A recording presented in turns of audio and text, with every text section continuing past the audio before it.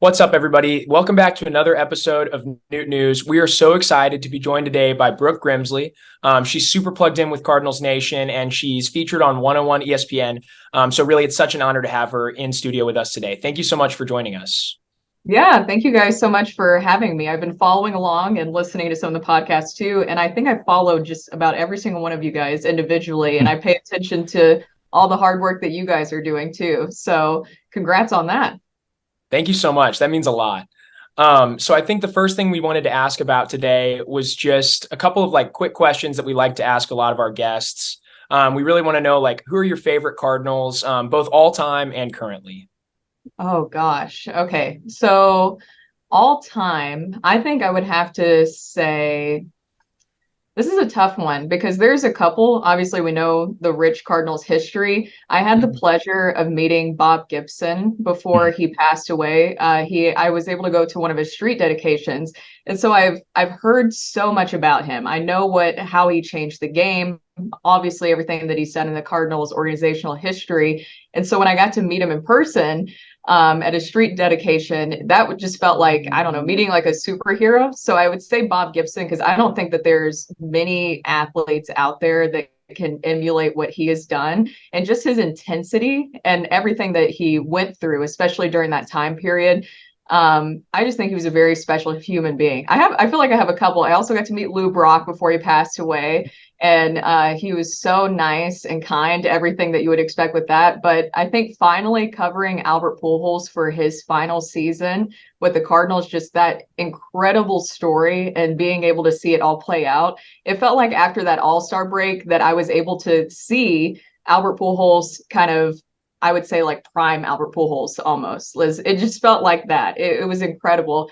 And I would say currently, because I feel like I have to say this, but I'm a huge Lars Nootbaar fan, so it's very fitting I'm on this podcast because I'm the president. You know, you guys listen. We always joke around that I'm the president and CEO of the Lars Nootbaar fan club. He is a fantastic person and player. I think I have that shirt too. I love that shirt.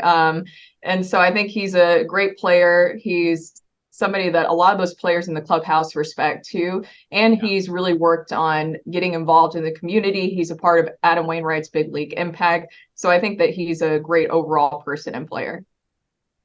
That's awesome. Yeah, you're doing the Lord's work promoting Lars Nootbaar. He is our I feel like everybody likes him too. So I don't know. There's every once in a while that I'll get like a text in on the text line on 101 ESPN where people are like, oh, he's overrated, all that different kind of stuff. I'm like, we must be looking at something different. And obviously, the Cardinals have already hinted towards when they're looking to make some moves this offseason.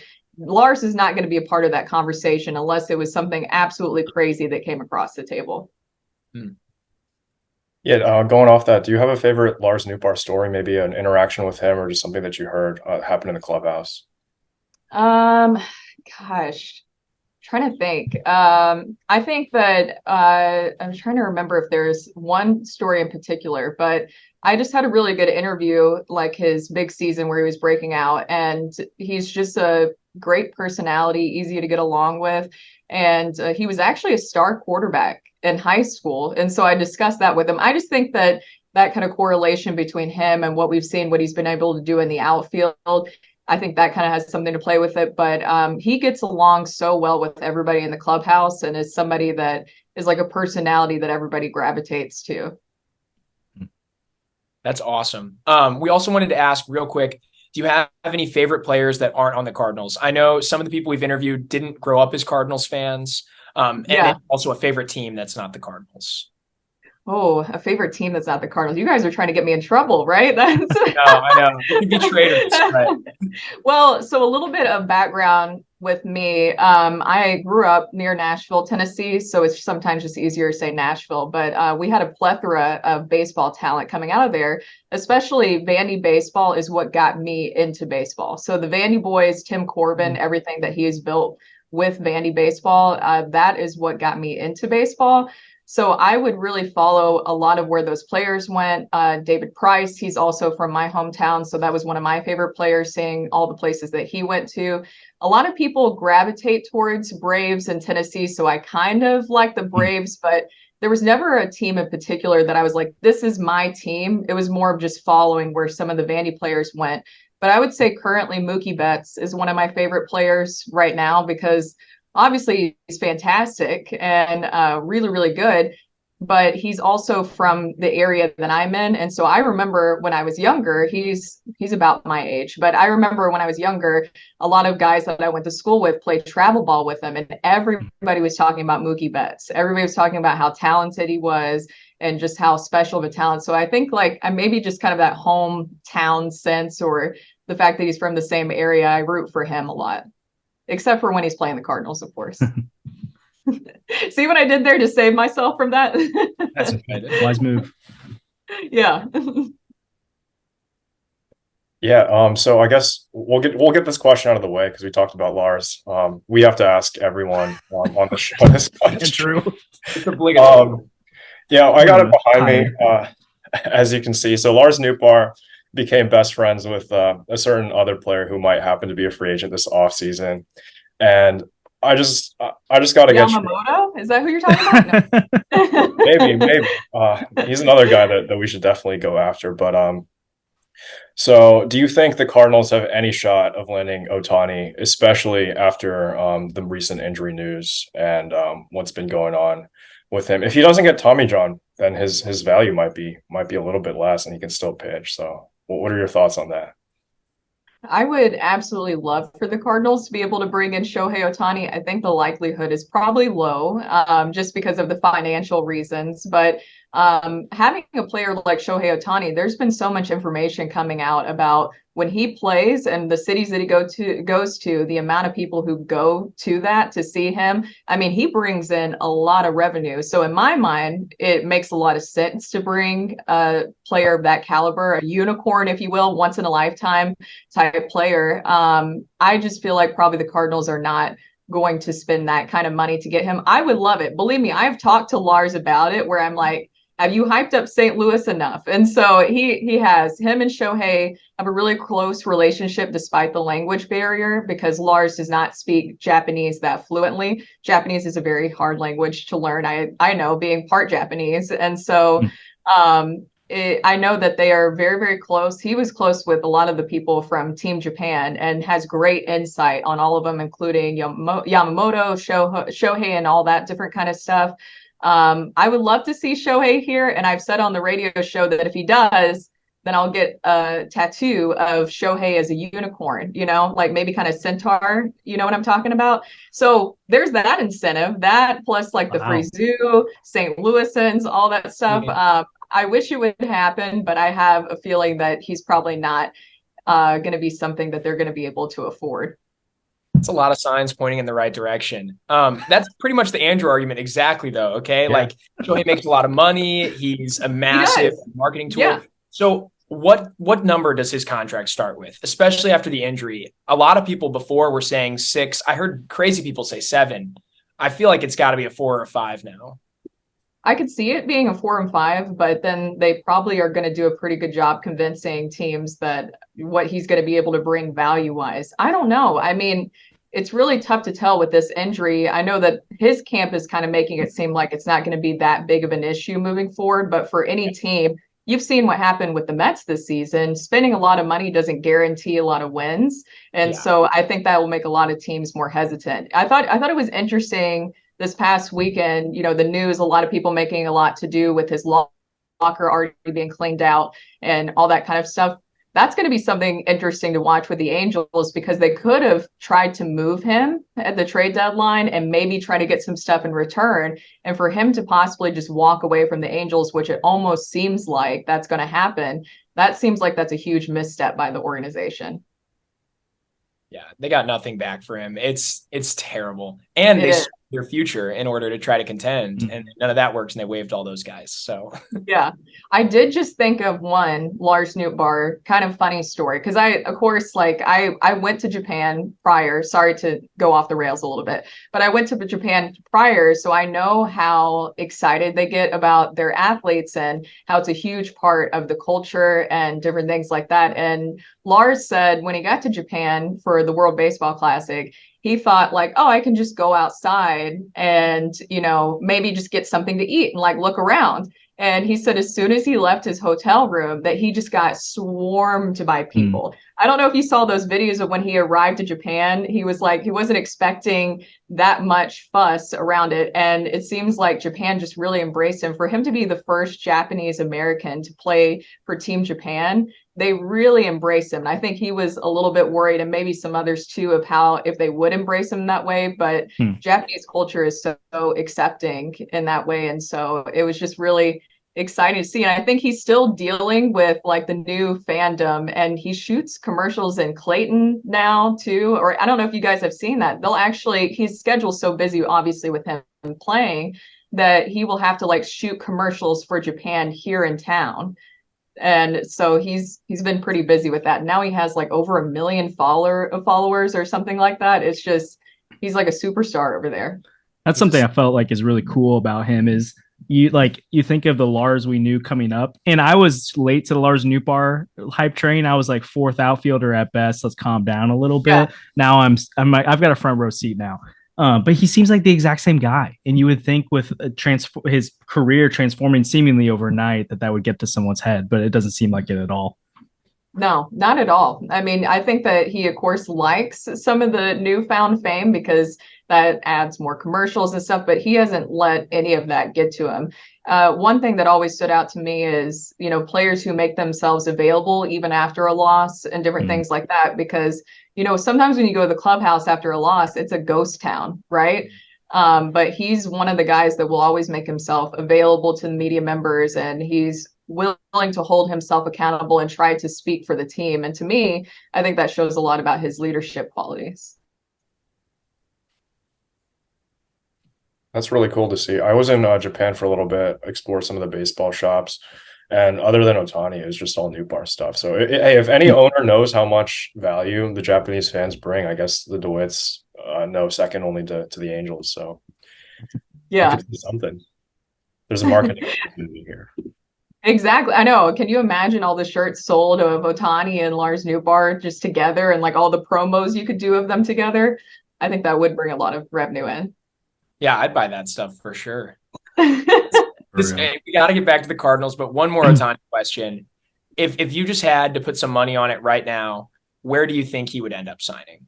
Because that's going to determine whoever Andrew roots for as his second team for the next decade. So hey, I already said if it's anywhere in the NL Central, it's not happening. Like it's not. I don't know if you have to worry about that one. I don't know. I've heard the Cubs thrown around, and that would just be so scary. Well, kind of on that too, the Cubs are actually very interested in a lot of the Japanese pitchers, because I saw that they were one of the clubs that was actually looking at Yamamoto. So it seems like they're very into the Japanese pitching market. But if I had to put money on it, I feel like everybody's going to say Dodgers, right? I feel like that's the one that makes the most sense. I think it either has to be Dodgers or Yankees. I think it's going to be either one of those. Dodgers, you just know that they're willing to spend a lot of money, and there's been connections between the two, it seems like, for a while now. So it just feels like that could be the right fit.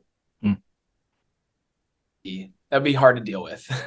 I feel like the Dodgers need this offseason is more pitching oriented, and if his arm is as hurt as it is, then I was hoping that maybe they wouldn't be in on him because, Buehler's not coming back from Tommy John right away.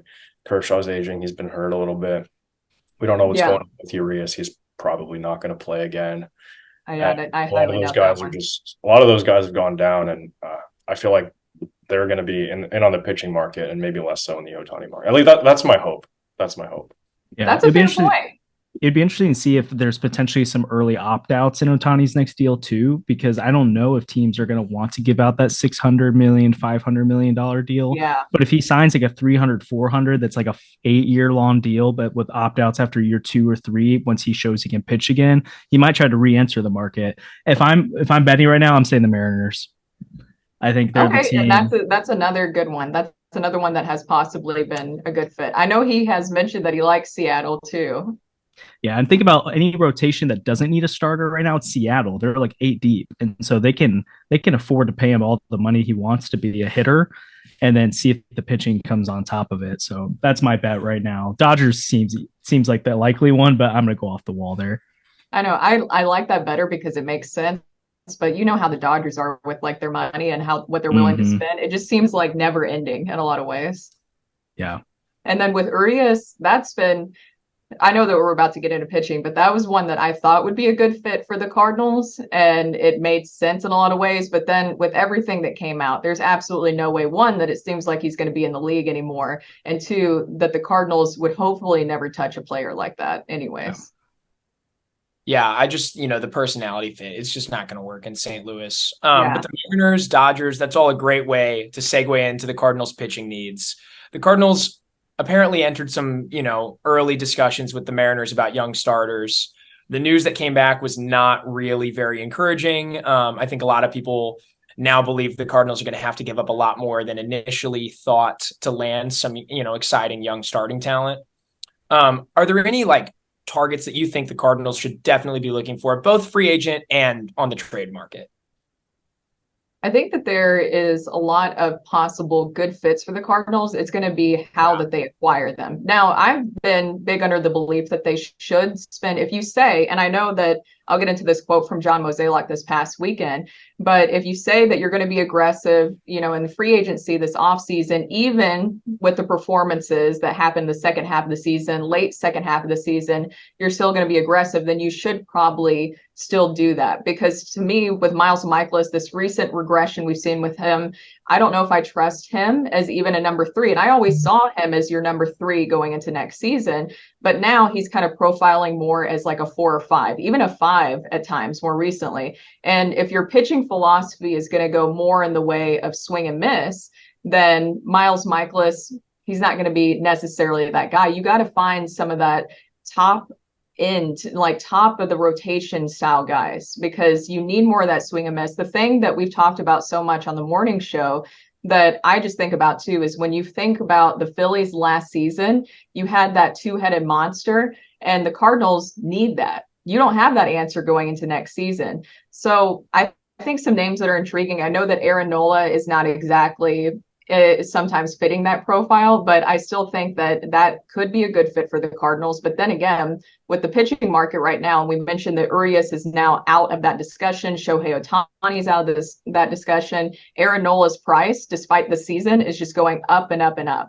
And then Dylan Cease is always another intriguing name, but that's going to have to come via a trade. And so who are you going to be willing to give up? It's going to have to be probably a Gorman, a Donovan, somebody like that, even a Tommy Edman, and then maybe another pitching prospect like a Gordon Graceffo, because that stuff does not come easily. I know that they tried to float around Dylan Carlson's name to possibly get back as a pitcher during the trade deadline, but it's going to be a guy that's going to be worth a lot more than Dylan Carlson's value that you're going to have to give up. So that's the position that the Cardinals are in. I do like Dylan Cease. Logan Gilbert, I know that you were talking about the Mariners. I think that that's another one that would be intriguing that has to come via the trade. And then when you look at the Japanese market, that's something that a lot of people keep looking into too. I wish that the Cardinals would go out and get Yamamoto. I think that if you can't get Shohei Ohtani, Yamamoto is very intriguing. He's going to be very expensive from everything that I've seen, and deservingly so. But the Cardinals have proven that they're comfortable with getting players from the Japanese market. Miles Mikolas being another one of those stories of where they were able to get him from Japan. And you've seen how he's been able to be a fixture in their starting rotation and will hopefully turn around next season. I think that those are some of the names that are the most intriguing to me, that I think if you're going to have this new pitching philosophy moving forward, and at least more of an emphasis on it, right? Less pitch to contact guys, more swing and miss. You're going to have to go out and get that and be aggressive in free agency, even though all these other teams are going to too. Yeah, Yamamoto is a guy I've been a big proponent of. He has just been so dominant in the Japanese league this year. And I know that league's in a little bit of a dead ball era. We've talked about that, but his numbers still profile a lot better than pretty much anyone else. And I think aside from Ohtani, who's probably off the board as a pitcher now, that's the only real guy that fits the Cardinals' need for a real number 1 ace type pitcher. And Aaron Nola, he's been really good in the past, but he's shown some signs of regression that I'm a little bit concerned with. And he's going to be really, really expensive. So it's going to be really tough. Do you think there's any potential for the Cardinals to maybe go out and swing a trade for a name that hasn't been floated around as much, like they did in years past with Goldschmidt, Arenado, a lot of teams didn't really know that those guys were available. Do you think Mo will be the first to call on an arm that could profile as our ace? Yeah, I could possibly see that. I can see them finding ways to maybe get craftier. I just think that something that has to be different this offseason, or even that we've seen in recent years at the trade deadline, where they kind of get names that not necessarily were the most exciting, some pitchers that maybe some people were passing over. I don't think he can have that same approach going in this season because there's too many question marks. You went into the season with question marks. So I feel like you almost need guys that for sure are going to be some of the names in the market. You can't just do dancing in and out of saying, well, we tried and, we weren't able to, lock down that person or the price. I think they had sticker shock last offseason when it came to pitchers, and that was a huge mistake. And I think that you can't just hope that you make it to the trade deadline and kind of get some of these names that aren't as big and hope that they work out and pan out for the rest of the season. And one of the other problems for the Cardinals, it's not really an easy way to quantify it, but just at first glance, and even when I think about it a little more, it feels like pretty much all of the good starting pitchers are concentrated on winning teams right now. There's not really bad teams with starting talent that they're looking to unload. So that's really different than the Goldie and Arenado deals, where those were bad teams and they were really looking to unload that superstar talent, especially the Rockies, right? They wanted to get rid of that contract. Nolan Arenado didn't want to play there. I just don't see a lot of bad teams with good starters, even like the historically bad teams that develop good starters like Miami over the last couple of years. Like they're a lot better and they want to contend. They're not going to just trade these arms away. So I just don't like the fits are just not there, which is terrible for the Cardinals right now. It is, because you're also in a position, you bring up Paul Goldschmidt and Nolan Arenado. Those were no-brainer trades, right? Like who in the world, that was fantastic on John Mozeliak to pull those off. So I know that a lot of people don't like John Mozeliak sometimes, but you also have to give him credit when he does pull off these great trades. And so that was a fantastic job by him. But now you worry about that window closing, right, with Paul Goldschmidt and Nolan Arenado. And that's why I feel like this is such a huge offseason where even if the options are not there that we're all looking at, you still have to go out and be aggressive. And you also have the concern, too, of just, one, how expensive things are, but two, as you mentioned, these guys are going to want to go to winning teams that are going in the offseason. They're not going to want to go to somewhere where they feel like there's a retooling situation, a rebuilding situation. And so then it's also convincing them that, yes, this is not going to take a 1, 2, 3 year thing, that this is going to happen this season or this coming season. Real quick, are there any other pitchers you guys really want to talk about? I want to talk about the payroll situation next. Yeah, go ahead. All right. So I know that John Mozeliak in off seasons past has noted that the Cardinals are going to have more money to play with in the coming years, but we really didn't see that last year. It was a little disappointing. Payroll jumped like a couple $1,000,000, which was a little shocking. I think a lot of us were hoping for a $30 or $40 million bump, even if that might have been a bit unrealistic. But now the Cardinals have a lot of money coming off the books. Between Waino, some of these other guys that got traded, they're probably going to have upwards of 30 million, 35 million to spend. Do you think they're going to acquire like an elite starting pitcher via the free agent market? Because I think they have to with that much money. I feel like they have to too. And I think at the end of the day, some people need to remember that it's not Mozeliak that is writing the checks. And so it has to be something that is signed off by the DeWitts too. So hopefully if they are comfortable, and from what I understand, Bill DeWitt Jr. is very competitive and wants another championship, especially in his lifetime. So I can see him signing off on that. I think another misconception is that a lot of people have is that, that for whatever reason, I think some people think that Ballpark Village and other outside things might factor into the Cardinals' revenue and what they're able to spend, because I've seen that all over social media on X. I was going to say Twitter, on X now, where people are like, well, they have all this money coming in for Ballpark Village. That doesn't account into that.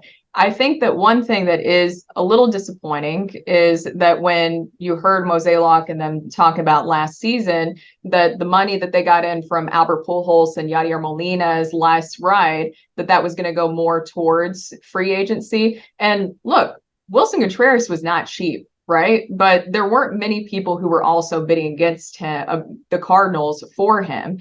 And so they did spend a lot of money and they are willing to spend a lot of money. It's just the recent history of what we've seen. Sometimes that money is not spent wisely. So I think some people think they're not willing to spend money. And I'm sure in Moselak's mind is like, yeah, we are spending money. Look, like we spent $87.5 million for Wilson Contreras. We spent this much money for other pitchers in the past. And you've seen how those haven't exactly panned out. It's getting that right fit this time. And I think that that's something that Mozeliak, as he starts to transition into this new role into the Cardinals organization, I don't think that he wants that to be kind of what he's remembered for in the end, because he's a very prideful man, and rightfully so, because of what he's done for the Cardinals organization and how many championships he's also been a part of.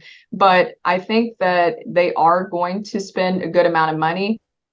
But I think that they're going to spend it wisely, because they're also going to use things like the Mets and the Padres possibly as examples. And so will other teams of just because you spend a lot of money, and we saw this season, doesn't guarantee you wins or team chemistry. I mean, the Padres, their pitching staff has been good. And then for whatever reason, you look at the names in the lineup and you're like, how is this not translating into more of a successful season?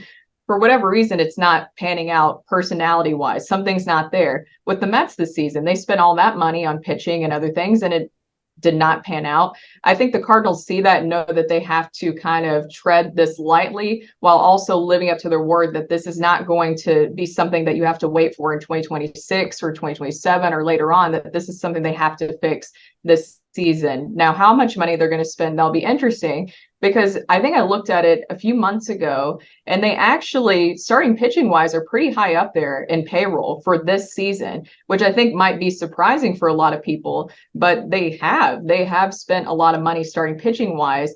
But now you're going to have to do even more so, because the only guaranteed spots you have for next season are Steven Matz and Miles Michaelis. But as you mentioned, numbers coming off the books too, that will help with that. Absolutely. Yeah, the Cardinals do have an expensive starting rotation when you consider the fact that Wainwright is a $17 million player. It's because they don't have that young pitching talent that's pre-arb. They don't have any starters right now that are pre-arbitration. And when you don't have those guys who cost nothing, you're spending $10 million to $20 million on everybody. That's really expensive rotation. So that makes a lot of sense.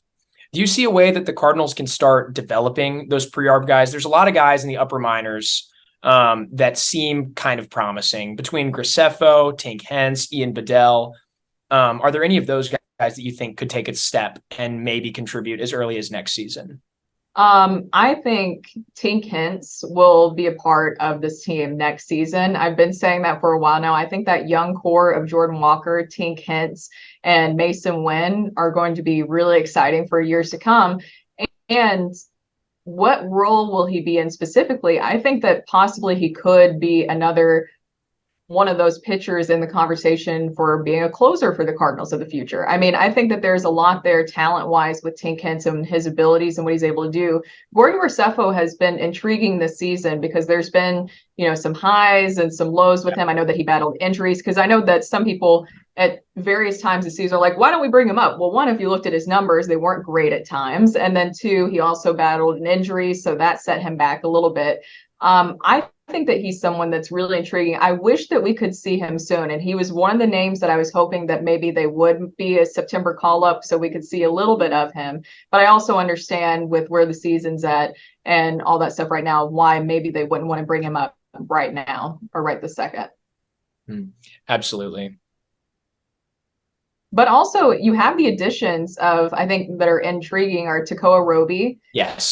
It seems like he's gotten, a little bit more that first game after because remember whenever they traded for him or he was part of that trade, that he was injured and they had to make sure that he could get back to baseball activities. That first game was not great, but he's really settled in since then. And then Drew Rom, we saw that was a pretty good performance from him. He could be a part of your bullpen next season. I think that these trades, while you don't like to see Jordan Montgomery and Jack Flaherty go, especially Jack Flaherty, you don't get that many homegrown pitching talents. It feels like that more as much anymore.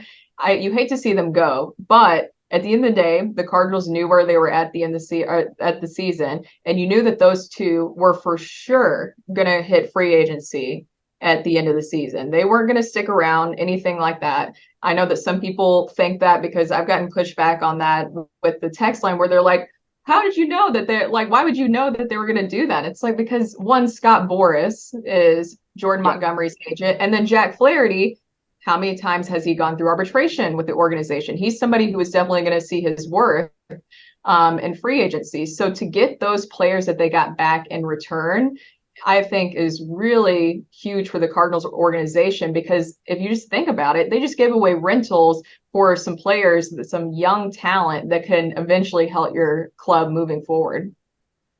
Yeah, the deadline was a masterclass by John Mozeliak, in my opinion. I was singing his praises. Also, we have to mention the pitchers that we got back from the Blue Jays. Kloffenstein has been really impressive at AAA, a bit inefficient. And then Robersa has flipped the script like that. He came up, it seemed like he really wasn't ready for AAA, and now he's strung together, I think, 3 excellent outings. He seems to have the swing and miss stuff, so maybe he factors in next year too. Yeah, and that was the biggest thing too, is you're able to get some more pitching depth, because this season there was times that Oli Marmol, not saying that those young guys would have been ready for a call-up, but there was many times this season where Oli Marmol really didn't have anybody that he could have gone to bullpen-wise to add some depth. So now that you have more of that pitching talent in there that you're developing and getting ready to go, I think that that's another positive to come out of this terrible season for the Cardinals. Yeah. I wonder your thoughts on the Thomas Saggese side of things too. Like, does his emergence make you more comfortable giving up a Brendan Donovan, Tommy Edman, one of those names in the offseason? Or, I don't think people talk about this, do you sell high on someone like him and use him as like a centerpiece type of a deal? I don't know if other teams view him like that. But I just think that's another part of this offseason or this trade deadline. When his name came through, people were like, another infielder, what the heck? But he's just been on fire. Yeah, and I have been singing Thomas Saggese's praises since he came over, because just seeing how special of a talent he is. I think that one thing I did recently learn that maybe is a little bit concerning for the Cardinals when you're looking at, possibly moving Brendan Donovan or Tommy Edman or, anybody else like that, is from what I understand, some scouts believe that his arm is not exactly there yet. So defensively, that could be a little bit of a concern. And so that's not me saying that, because I haven't been able to pay attention to every single game. I've obviously been following what he's been doing offensively. But when you hear that some Major League Baseball scouts are saying that his arm is not exactly there, I think that that can be a little bit of a concern. But you can also develop players. And so we've seen how things can work out with Jordan Walker, the strides that he has made defensively in the outfield. I don't think that that's necessarily a knock on him, because from everything I'm seeing offensively, he's right there. I think that Brendan Donovan and Tommy Edman, their versatility is what's keeping them around. I don't know if Thomas Saggese would be ready for that jump just yet, or if they would feel comfortable enough with that just yet, because you're still developing Mason Wynn, right? And so by having a Tommy Edman around and, even a Brendan Donovan, that helps as Mason Wynn is still getting over that learning curve. We know that talent's there. We know what he's able to and capable to do defensively. By having Edman and Donovan still around, you're able to kind of make sure that that pressure is not on Mason, where he feels like he has to get this together at the major league level so quickly. And so I think that that's something that also helps Tommy Edman and Brendan Donovan when it comes to trade talks this offseason. But once again, if a Dylan Cease comes on the table, then I think that literally there's not going to be many names that they aren't willing to talk about. But we had Greg Amsinger on recently, and I just asked him to see if he thinks in some Major League Baseball teams' minds, if it's changed on who they're looking for. And he still says Nolan Gorman is the number one name that all those teams are going to be asking for via a trade. I can't see them trade Nolan Gorman. He is the most, in my opinion, at least, like the most exciting power bat the Cardinals have produced in a long time. I personally believe Gorman's going to hit 40 someday. I think he's going to lead his respective league, whether the NL or the AL, in home runs at least one point in his career. I would be devastated to see him traded. If it can't be Gorman, do you think Tommy Edman has the value? Because I think Tommy Edman, in my opinion, is the guy that goes, especially if Donovan can play some shortstop to help Mason win. Like, it's not going to be great there, but he can do it. If that's possible, I would like to see Tommy Edman traded. Do you think he has the value to obtain like a Dylan Cease in a package maybe, but could he be the headliner? I don't know if he could exactly be the headliner, just because of the question marks offensively with him. Yeah. He is so talented, and Tommy Edman is a fantastic person, player. Any team would be extremely lucky to have him. And that sounds silly to say, and I know I keep talking about personality, but that's also a factor when it comes to these teams. And when they're trading, they want to know what kind of guy that they're getting in their clubhouse. So any team would love to have a Tommy Edman in their clubhouse. But I feel like, from what I've understand talking to Oli Marmol and the Cardinals, they're really seeing Tommy Edman as their center fielder moving forward. I know that Michael Gersh has mentioned that they see Victor Scott being their center fielder, and who knows how soon that will happen. But I think that Tommy Edman offensively has some question marks that some teams might be a little bit hesitant on, especially if he's going to be in the outfield. But I mean, he's a Gold Glove winner, so there's also that. But I think offensively that might be a little hesitant. That's why I think that Nolan Gorman keeps being brought up. I think Brendan Donovan has value too, but with that injury that he's been dealing with, I can see teams being a little concerned about his name. This isn't exactly a perfect segue, but you brought up Oli. And I'm interested to hear your thoughts on John Moselek's vote of confidence to bring it back for 2024. Posted a story today about how I thought it was the right decision. I should not look at any more of the Twitter or Facebook comments, because apparently I'm the worst thing since I don't know for saying that. But I just think it's personally, I think there's too much that went wrong this season, depending on Oli, and a lot of the things like pitching out of his control. I don't know how a different manager wins you 18 more games and gets you to 90 wins with this team. I think he deserves another shot. I get the short leash side of things, but what are your thoughts, Brooke, on Oli Marmol this season and his future with the club? Yeah, I read that article and I saw some of the comments, so I know what you're talking about. I always like reading all that stuff and seeing comments. I have to remind myself, and this is probably like a good advice for any writer broadcaster, is the people who are typically like the loudest and most negative when they're being loudest are not exactly like the most sound of mind people, because I can't think of many people in my inner circle who are just like shouting angrily at the clouds, like about every little thing, or texting in like, that, oh, that was terrible or something. But I think that with Oli Marmol, the frustration on the fan side would be that this is going to be historically one of the worst seasons that the Cardinals have experienced in their long history. And so I feel like whoever the manager was going to get a lot of flack. So that kind of plays into your point a little bit. As to John Moselek's comments, that was the right thing for him to say. And I wouldn't expect him to say anything different. That would be absolutely crazy while the season is still going on if he was just like, no, we're going to can this guy at the end of the season. Like, go ahead and pack your bags, Oli, like you're done. But I think that John Moselek has also taken accountability that this was more of a roster construction issue. And he has said that.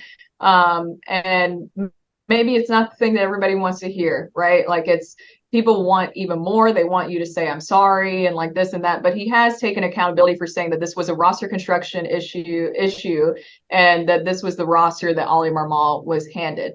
Now, my only, thing that I would point to is some of the clubhouse issues that you have seen this season with the Cardinals. And I think that that's something that does fall on the manager. If you look back, of course, I wasn't here for Tony La Russa, but I love Tony La Russa's stories. And having met him too, incredible, everything that you would hope for. But Tony La Russa would have this technique when it came to managing his clubhouse, where he put two veterans that he knew were like the guys, and he would put them in charge of things in the clubhouse. And there's always going to be things that happen, right? Guys are not going to like each other. Happens with every team, every club. It's in all of sports. But he would put them in charge of it. And if they couldn't handle it, then he would get involved. But do you know how rarely that happened? It was very rare in Tony La Russa's career. I think that the clubhouse issues are something that we've seen this season. That's one thing that I think that could have been kept in, maybe a little bit more handled behind closed doors. And that's something that even Moselek said after that Tyler O'Neill incident at the very beginning of the season, is that that's something that probably could have been handled behind closed doors. I think with Oli, having talked to him many times, he's so open and he wants people to know things, where sometimes it's like, oh, you don't have to tell everybody all that stuff, and I think that that's something that kind of comes back and has haunted him at certain times this season. But then again, it's commendable that you are so open and honest and you want people to understand your way of thinking. But other than that, I think the biggest issue here was roster construction, which is completely out of Ollie's control. And there's nothing that he can do about that, essentially. But next season, obviously, is going to be a huge season for him, because it sounds like, based off Mozeliak's comments this past weekend, that they are going to make some changes coaching wise. So Ollie's going to stay, but they're going to make some changes coaching wise. And if they're going to give more Ollie a leash on who are his coaches, then this will be more in his hands of what happens next season. And then I think that the heat is on, especially for him, to kind of grow and develop and see how he handles next season. Because if they go out and get everything that you essentially needed that you didn't have this season, which is, actual, top of the rotation starting pitchers, and, maybe even some different personnel coaching wise. Because remember, Matt Holliday was supposed to be his bench coach. And then you had Skip last season. So you had all this veteran presence around. And then all of a sudden that just all went away going into this season. And then even Maddox, obviously going to the Rangers. So that's a lot of veteran voices that kind of exited and went to different places in the Cardinals organization. I think, moving forward, it's going to be a huge season for him next year. And I saw your article, Josh, and you made a really good point. Getting rid of Ollie doesn't change anything. That's not, getting rid of him is not going to do anything different, because they have decided under, Mozeliak's era, especially this more recent era, is that they were going to go away from kind of those big managerial personalities like a Tony La Russa, where Tony La Russa is saying, I want this, I want that, I want this pitcher. Mike Shildt kind of started doing that, and we saw what happened with him. And so getting rid of Ollie would not change anything. It would just be bringing in probably another, somebody with Cardinals ties, because they only want somebody with Cardinals ties, and probably another first-time manager. So then you're going to keep kind of running into these same issues, especially if you don't let that person kind of fully manage in the way that they want to, essentially. Yeah. You brought up two really great points about Ollie here, Brooke, about the transparency first. I feel like it's something that fans always want from a manager. So it's kind of interesting how much flack he gets for being so open about things. But to your point, I think it's probably not the healthiest thing for the clubhouse at times. And he's a young manager, so maybe he's learning the ropes a little bit on that. But then too, if people really believe the Cardinals issues are an organizational thing and the front office has continued to fail offseason after offseason, then you also can't in the same vein say that Ollie should have done more with the roster that he's been given. And that's why I'm so interested to see how this offseason plays out, because if there's another letdown, I think that's when I'm like, I can't defend Mozeliak anymore. I can't defend the front office anymore, because they just can't deliver right now. And maybe they have in the past, but the present they're not. But if they do, then the pressure flips back to Ollie and the clubhouse and the players to be like, okay, we put all the pieces in place. Now it's time to perform. I just think 2023 has been the prime example of what happens when you have such a glaring weakness on the pitching side. And I personally don't even blame Mozeliak all that much for it, because it feels like everyone besides Montgomery had worst case scenario season. Michaelis has been bad. Wainwright's been historically bad. Flaherty didn't bounce back. Matz was injured. It's like not even one or two of them panned out like you would hope they did. But he can't, no excuses next time around. You have to get certainty. Sandy, I know you had something. Yeah. Go ahead, Brooke. Sorry, just one extra point on that. But that's the thing, is that they didn't have that depth there. So of course you have to, in that position, you do have to think of every possible worst case scenario. And because the thing is it probably is going to happen, especially in pro sports. Like, worst case scenario is probably going to happen. Aaron Rodgers, snapping his Achilles tendon, 4 snaps in. It's like you have to think of worst case scenario for every single situation, because with sports, nothing is ever guaranteed. So I think they made the mistake this season, or going into the season. Of course, you can't predict that everybody's going to have a down year, and that's not on them. That is more on the player's performance. But I think that they were hoping that Jack Flaherty would be more like 2019, even early 2021 Jack Flaherty. I think that they were thinking Dakota Hudson would have done a little bit better in the minors early on, where they could bring him back up into the conversation in case of an injury. I think that they were relying on too many question marks. And that's something that they've even said, is you can't go into this season with a bunch of question marks hoping that it pans out, because this season proved that it doesn't, if anything. Totally. Yeah, absolutely. Josh, I love what you said there about people being upset with Mozeliak and Marmol at the same time. You at least alluded to that. I see that on Twitter all the time, or X, as it's called, as Brooke mentioned earlier. I see that all the time. These people that are upset at Mozeliak and they're upset at Marmol. They say Mozeliak built a bad roster, but Marmol managed it poorly. I think that's crazy. I think you have to pick a side here.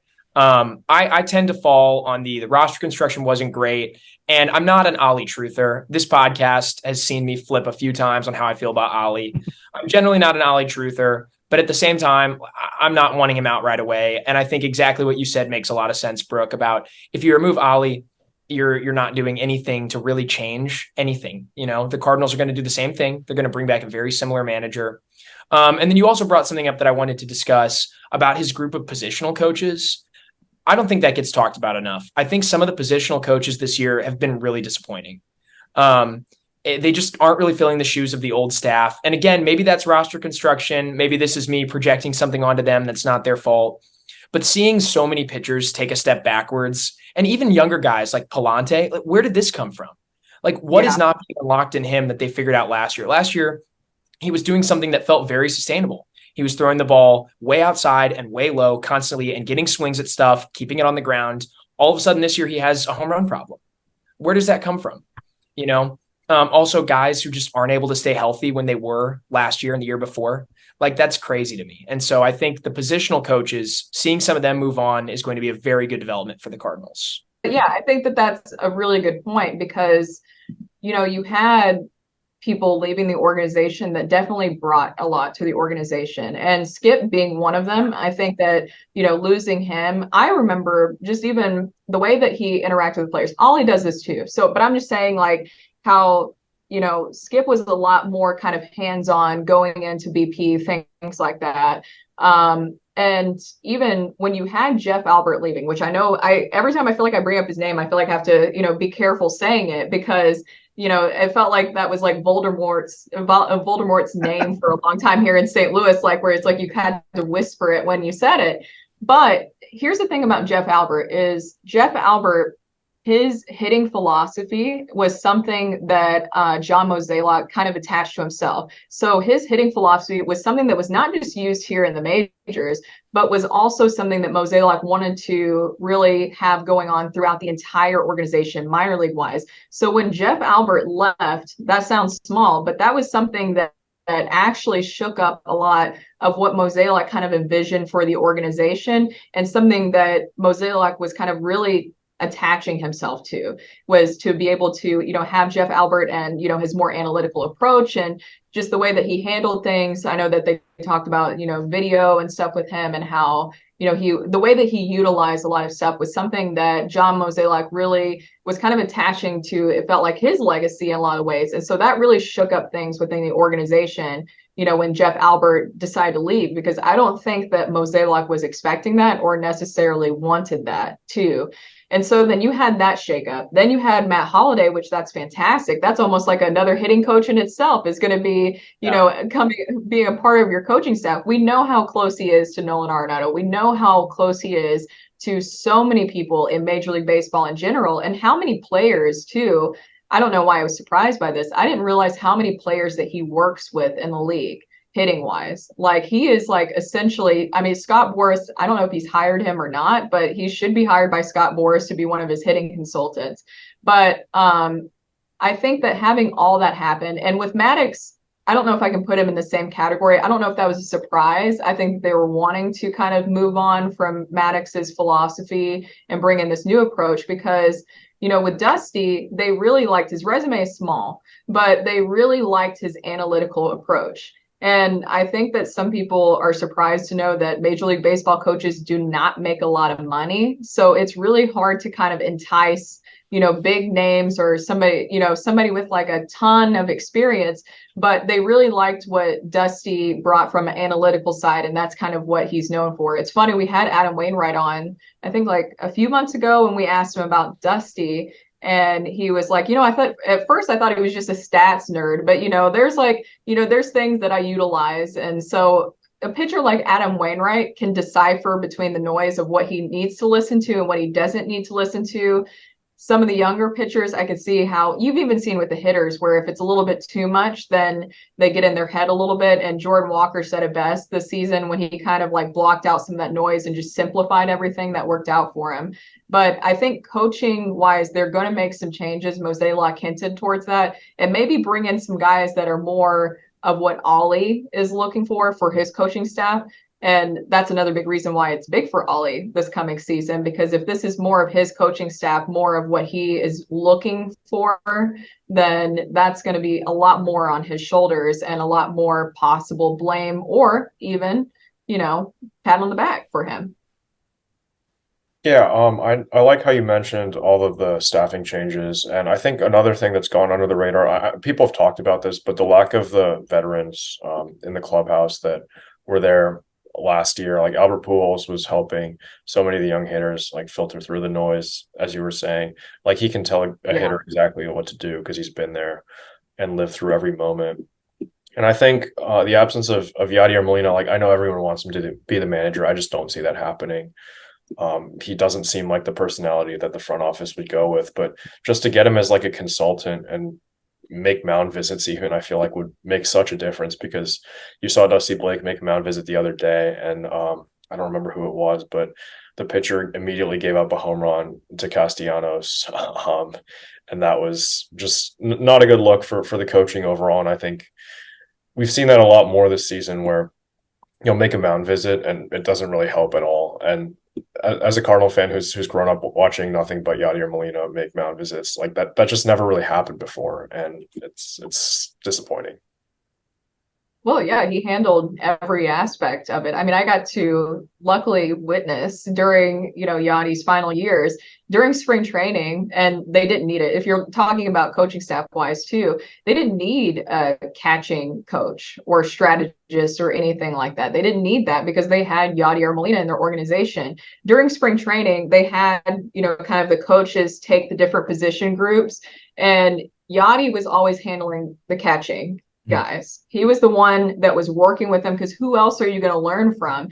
And also witnessing Yadi's relationship with the pitching staff, the way that he knew what worked for every single guy, that's hard to replicate. And the thing with bringing in Wilson, and I feel so terrible for everything that's happened for Wilson this season. He did not deserve any blame. He didn't deserve to be the scapegoat, but the way that he's handled all of this, to me, that's somebody I want in the organization for a long time. Not many people can rise above the flames like that and come out stronger. The way that he's handled everything is just a class act. But I don't know. I can't tell with the Cardinals if they overvalued or undervalued Yadi's performance and what he brought to the organization. Now I say undervalued because obviously you would think, okay, Wilson's obviously not going to replace Yadi. You might have probably brought in a catching consultant, especially if you've known Wilson's kind of prior history. Nothing against him, but I think that everybody is kind of aware of what the Cubs did. The Cubs brought in a coach to help Wilson Contreras, and that was something that led to him being successful. And there's nothing wrong with that, right? Absolutely nothing wrong. That's maximizing the talent of your players. But then you could also say that maybe they overvalued it, where they were just like, okay, we got to go find somebody that can replace Yadi, knowing that you could never replace Yadi in a sense. And that's what's tough about that, is that's hard to replicate. And when it comes to Yadi possibly being a manager, I do know that he wants to be a manager. I don't know if he wants to be a manager of the Cardinals. It would make 100% sense, but you mentioned it there. It's going to have to be his way, because if there's one thing that Yadi's always done, it's his way. And that's what's so special about him. And so he would need to be able to have full control of it, because nothing else is going to entice him to leave Puerto Rico, where he is the owner of a basketball team he truly enjoys being hands-on in that. So if he's going to be hands-on in a managerial role here, then that would make sense, but he's not going to just leave that behind. And then Albert having his experience, I think, was a huge part of the Cardinals' success last season, because I got to see how he worked with players individually. Like, he literally would take the time to just stop, review video with guys. He had his iPad, which I know everybody saw. He would stop and with the iPad and review everything with guys. In BP, he would be breaking down things for certain guys, certain things that he noticed. He would give them advice before they went up to bat. And that's hard to replace. And so then you have those two guys gone. And it's tough because Adam Wainwright is another great leader. And so is Paul Goldschmidt and Nolan Arenado. But I think that with Paul Goldschmidt and Nolan Arenado, they have spoken up at times this season. But I think they're more lead by example guys. And that's their approach and that's their leadership style. And there's nothing wrong with that. But this was definitely a season that called for more of like a Yachty personality where it's like, okay, we're not going to do this crap. Yeah, you mentioned that Albert would always be with the players and saying that we've all known that a lot of the hitters this season have had a down year. Goldschmidt's had a down year. Arenado's had a down year. But I think a lot of that can be attributed to more that they had all really good years last year. Like Paul Goldschmidt had a career year, won the MVP. Arenado finished third, I think, and he played above his career numbers. So I think Albert probably had a lot to do with even those veteran guys' improvement. And yeah, for him not to be there this year and to also have a down year is just really, really unfortunate to see. Although we did see a video in the World Baseball Classic of someone rallying his entire country to beat the U.S. But it's fine. if we need a guy, give an inspirational speech. Yeah. I think with Albert, he brought a lot of value to this club, and I don't think anybody was expecting him to do all that last season, but he definitely brought a lot of value, and so did Yadier Molina, even though there was times that he wasn't around that much last season, which has been another argument to that point.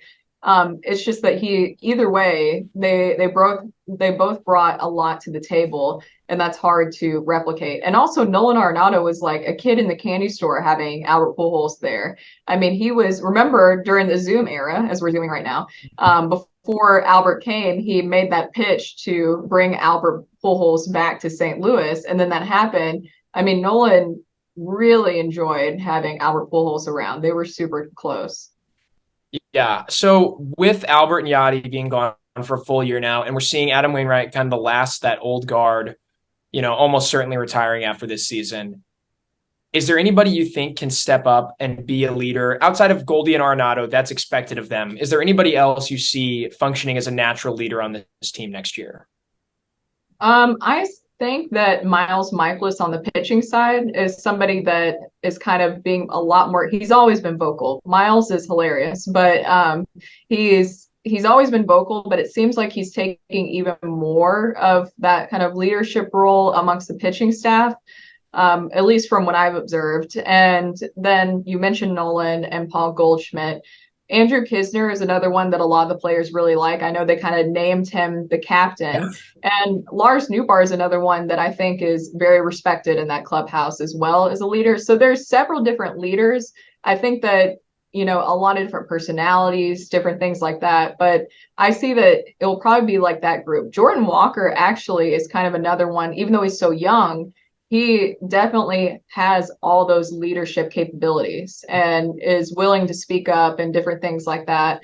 And then Mason Wynn is kind of a fun, fiery personality. Almost reminds me, not as much like Harrison Bader, like not too much like Harrison Bader, but very similar, just kind of like that, have that swag about them, So I think that there's several guys that are kind of emerging as more and more of leaders. I would personally like Willson Contreras, which he is a leader, but I'm saying where he is able to even take more so of that leadership role. And so from what I understand, everything in the clubhouse is good between everybody now, from what I'm told. But I think that Willson is best when you let him have that kind of fiery personality and let him kind of help command the room. Well, it's good to hear that the team is going to be in really good hands, especially with, some of the controversy surrounding Oli, at least among the fan base. It's good to know that there are like strong players with strong personalities in the locker room to kind of steady the ship. Yeah. Yep. There's a lot of personalities in there. That's for sure. Well, we are pushing the 1 hour mark here. If anyone has any final questions that they want to ask Brooke, this would be a great time to get those out there. I think we covered a lot. It was a really good conversation. Thank you so much for. Yeah.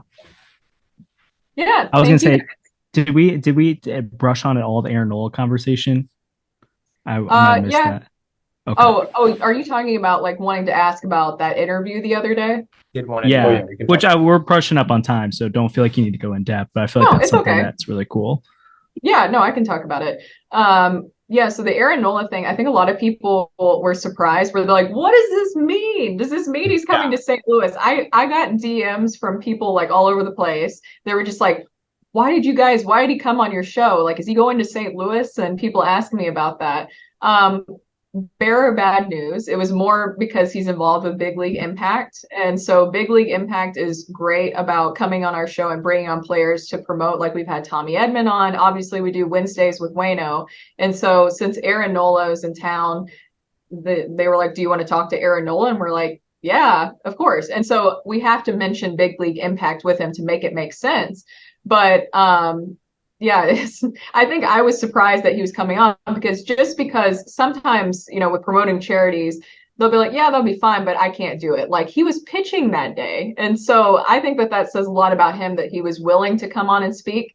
Maybe that means something that he knows that St. Louis is one of the teams that's interested. And so he kind of wanted St. Louisans to possibly hear him. I don't think that would be a crazy concept. But it was a fun interview. He was super nice. He was very open. From everything that I've read, he's also very open about his, season that he's had, which you guys mentioned earlier hasn't been exactly the best. And so I always like when players are available because I'm interviewing them. And so availability is fantastic.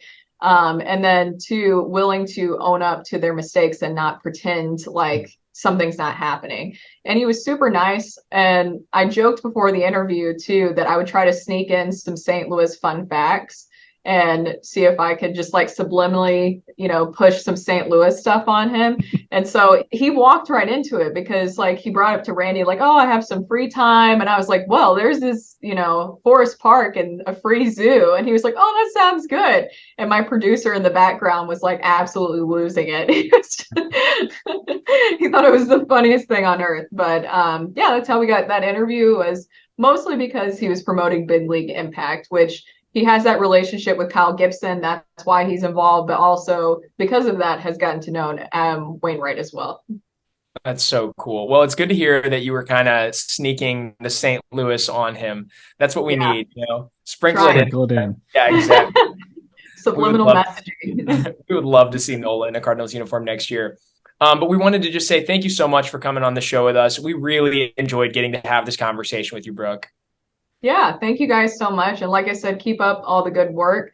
And hopefully Shohei Ohtani, you're on this side of me, so that's why I'm pointing this way. Hopefully Shohei Ohtani will come to St. Louis. If it happens, you and we're celebrating. We're gonna hit the streets and celebrate that because that would be incredible.